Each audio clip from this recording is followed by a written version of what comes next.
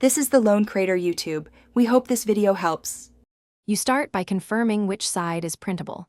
The holographic face typically cannot accept ink, so print on the coated back. Once confirmed, load one sheet and choose high-quality photo or glossy paper settings to maximize ink adhesion.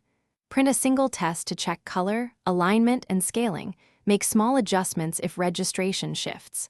After that test, trim 1-2 millimeters from the sheet edges if needed to ensure the cutter or plotter will register cuts accurately. Once the test looks good, print your full run and let the ink dry for 5 to 15 minutes depending on ink saturation. A gentle fan shortens wait times. Make sure you set registration marks if using a cutter, then choose Kiss Cut settings. Blade depth low, 1-2, medium speed, so only the sticker layer is cut, not the backing.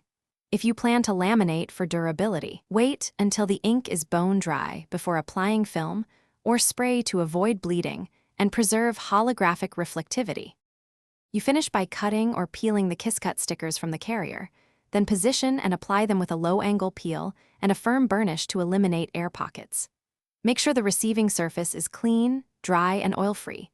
Once applied, avoid heavy handling for 12-24 hours while adhesives cure. Store unused holographic sheets flat and cool. If you find smearing or adhesion issues, re-evaluate printer settings and ink compatibility, lower saturation, or reprint and test. This single tweak. Thanks for watching. Consider subscribing if we helped you.